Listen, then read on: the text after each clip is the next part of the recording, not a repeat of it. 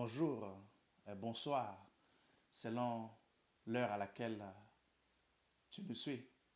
Et bienvenue sur notre chaîne Flash Rema. Nous venons apporter la bonne nouvelle chez vous à la maison. Et aujourd'hui, nous allons partager un sujet très important.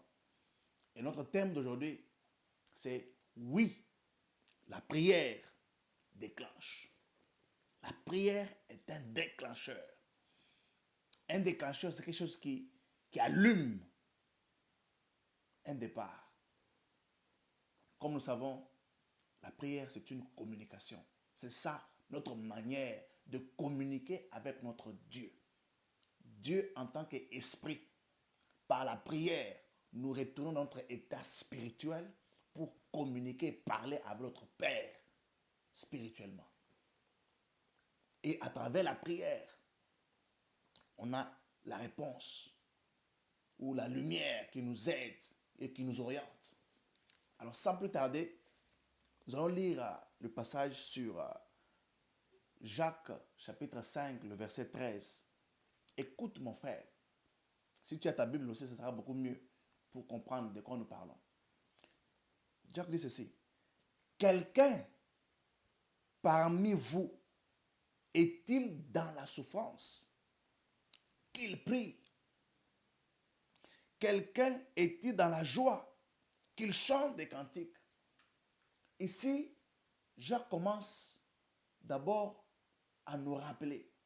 Il dit, si quelqu'un est dans la souffrance, si quelqu'un est dans la douleur, si quelqu'un traverse une difficulté, si quelqu'un a un problème quelconque, qu'il prie, qu'il prie. Ne pleure pas, mais prie.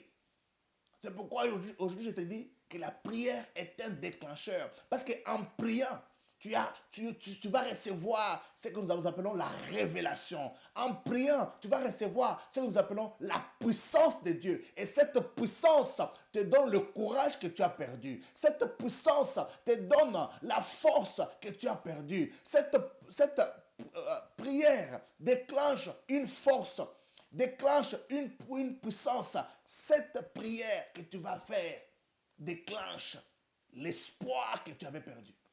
Parce que la souffrance, la douleur, la difficulté, ou avec toi, ou avec ton frère, ou avec ta soeur, ou les nouvelles que nous écoutons, tu avais planifié faire ceci. Et quelque chose de surprenant vient sur toi. Tu vois tout cela embrouille. Mais Dieu dit, par son serviteur Jacques, si quelqu'un est dans la souffrance, qu'il prie. Parce que la prière t'aide à recevoir cette révélation. La prière t'aide à recevoir une puissance au-delà de tes capacités. Et c'est ça la différence. C'est pourquoi, mon frère, ma soeur, suivons ce que la Bible nous dit. Suivons ce que la parole nous dit. Nous allons voir quelqu'un qui est né dans une souffrance, mais il s'est distingué. Il a prié au Seigneur et le Seigneur l'a aidé. Le Seigneur l'a exhorté. Et ça, c'est l'histoire que j'aime toujours, l'histoire de Jabez. Ça, c'est dans 1 Chronique, chapitre 4, le verset 9 à 10. Écoute ce que la Bible nous dit. Jabez était plus considéré que ses frères. Sa mère l'appela du nom de Yabet en disant, c'est parce que je l'ai enfanté dans la douleur. Yabet invoqua le Dieu d'Israël en disant, si tu me combles de bénédictions et que tu étendes mes limites, si ta main est avec moi, si tu fais que loin du malheur, j'échappe à la douleur. Et Dieu accorda ce qu'il avait demandé. Donc, à travers la prière, tu déclenches une solution. À travers la prière, tu déclenches une sortie à la souffrance, une sortie au problème que tu traverses, une sortie. Tu vois, quand quelqu'un a perdu son père, quelqu'un a perdu sa soeur, quelqu'un a perdu son frère, quelqu'un a perdu ses parents, quelqu'un a perdu un ami proche, quelqu'un a perdu un travail, quelqu'un a perdu quelque chose et en lui il y a une souffrance, en lui il y a cette douleur. Quelqu'un veut que Dieu puisse lui répondre à un besoin quelconque. Il a en lui cette douleur-là, il a en lui cette souffrance-là, il a en lui cette pleur-là. Et quand tu dis que le Seigneur te bénisse, que le Seigneur t'assiste, que le Seigneur ouvre les portes, que le Seigneur te réponde. Quand il écoute cela, ça crée en lui une joie. Ça crée en lui une espérance. C'est-à-dire, la douleur vient étouffer ton espérance. La douleur, elle vient étouffer ton espérance. Elle vient créer la doute à la foi que tu as. La souffrance, elle amène que tu sois colérique, que tu sois frustré, que tu puisses tomber dans le piège de l'ennemi. L'ennemi veut que tu demeures dans la douleur, tu demeures dans la souffrance, tu demeures dans les pleurs, tu demeures comme un rebelle. Mais ce n'est pas ce que Dieu veut. Dieu te dit, quand tu es dans la souffrance, quand tu es dans cette douleur-là, prie l'Éternel. La prière, ça déclenche seulement cette force-là. Peut-être tu n'avais plus le courage d'aller chercher un travail. Tu n'avais plus le courage de retourner encore là où tu avais échoué. Tu n'avais même plus l'espoir que tu vas trouver la réponse. Non, mais la prière te donne cette force-là. La prière te donne cette confirmation-là. Va, l'Éternel va t'accompagner. Va, l'Éternel va t'assister. Va, le juge qui te refusait les papiers là, va t'accorder les papiers. Va. Et cette fois-ci, quand tu ne vas pas seul. Tu es avec le Seigneur. Et sa faveur va t'aider. Ici, nous avons notre frère Yabet ou Jabez. La Bible dit, il était enfanté dans la douleur. Et comme il était enfanté dans la douleur, sa maman lui donna un nom. Yabet qui signifie douleur. C'est comme ici, nous avons les gens qui s'appellent malchance. Les gens qui s'appellent Makila Mabé. Les gens qui s'appellent Mashimabi. Alors, tous ces gens-là qui portent des noms-là, c'est parce que au moment de sa naissance, il y a eu un événement. Un événement qui a touché à la maman ou qui a touché à papa. Et papa lui donne Makila Mabé, Mashimabi, malchance.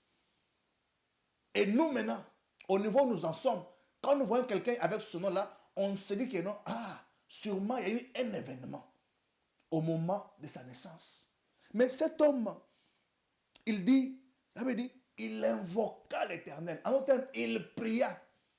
Parce qu'il ne voulait pas qu'il sorte de la souffrance comme lui est né dans la souffrance. Il ne voulait pas vivre dans la souffrance comme sa maman a vécu dans la souffrance. Il ne voulait pas que ses enfants aussi reçoivent ce transfert-là des difficultés. Non. C'était un homme honorable. C'était un homme plein de succès. Il a réussi dans la vie. Pourquoi? Parce que Dieu a exaucé sa prière. Pourquoi? Parce qu'il a gardé une attitude. Notre premier point, c'est ton attitude est très important. Parce que tu connais déjà l'information. Dieu t'a déjà donné la connaissance.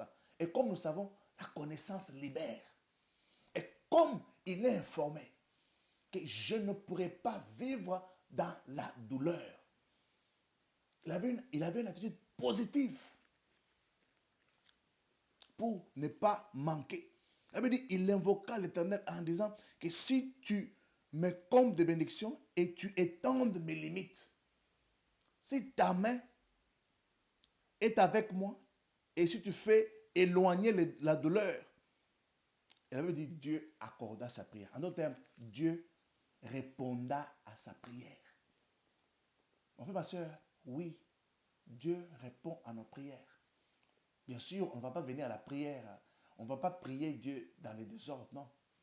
Si tu sais que tu es tombé dans le péché, si tu sais que non, tu as eu la colère, tu as eu la frustration à cause de la souffrance, à cause de ces problèmes-là que tu as eu, tu demandes pardon. Notre Dieu est miséricordieux. Notre Dieu est là en colère, riche en bonté. Quand tu demandes pardon à Dieu, lui, qu'est-ce qu'il fait? il te pardonne. Et quand il te pardonne, tu es maintenant devant l'Éternel et tu poses ton problème. Parce que je dis bien que, comme nous avons dans notre sujet, la prière est un déclencheur. Oui, ça déclenche pour que tu aies cette force-là, cette énergie-là, d'aller à l'avant.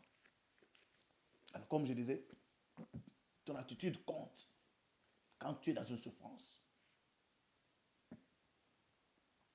Nous allons passer à notre dernière lecture d'aujourd'hui. C'est dans Hébreux 4.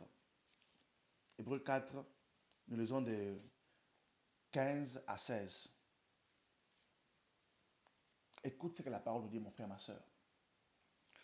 Puisque nous avons un grand souverain, sacrificateur, qui a traversé les cieux, Jésus, le Fils de Dieu, tenons fermement la confession de notre foi.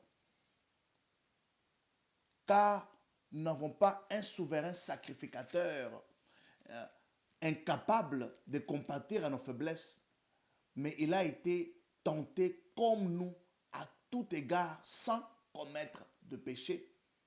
Approchons-nous donc avec assurance du trône de la grâce afin d'obtenir miséricorde et de trouver grâce en vue d'un secours opportun.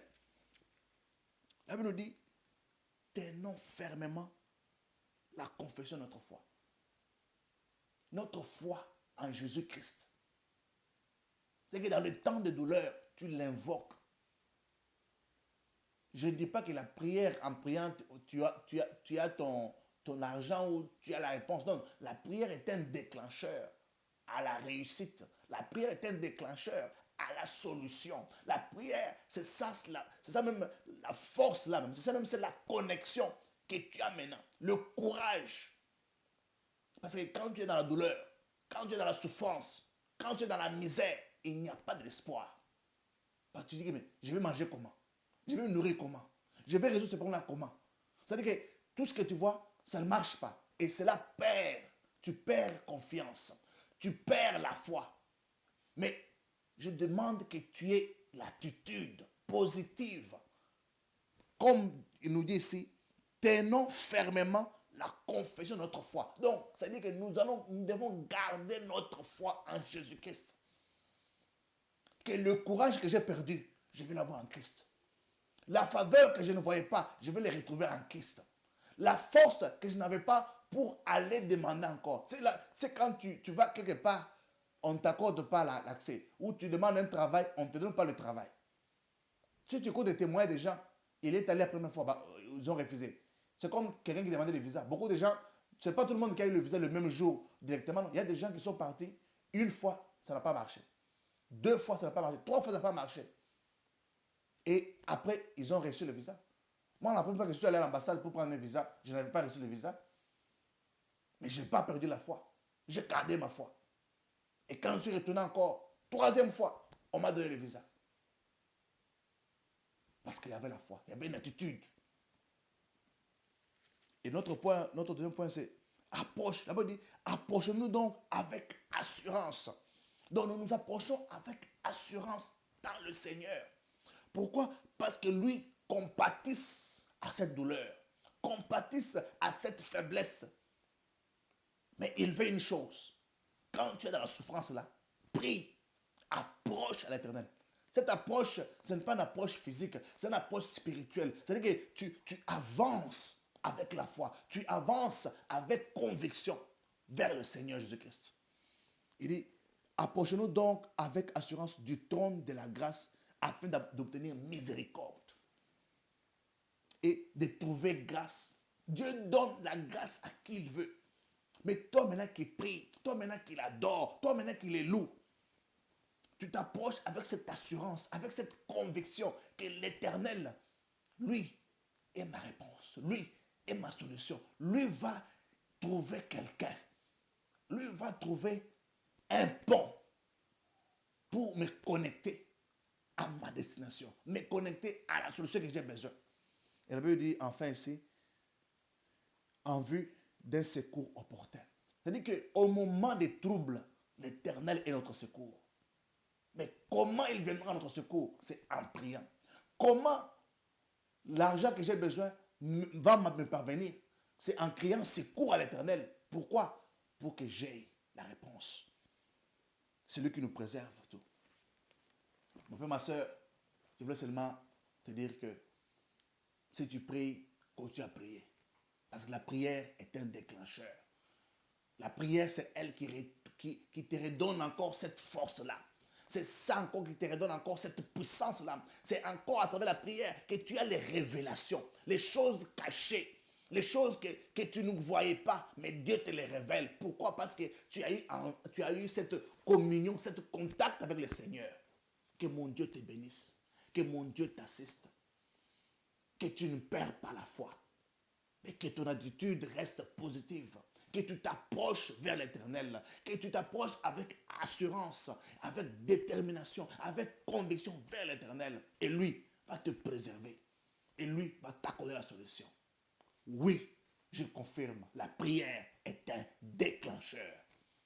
Que mon Dieu te bénisse. Amen.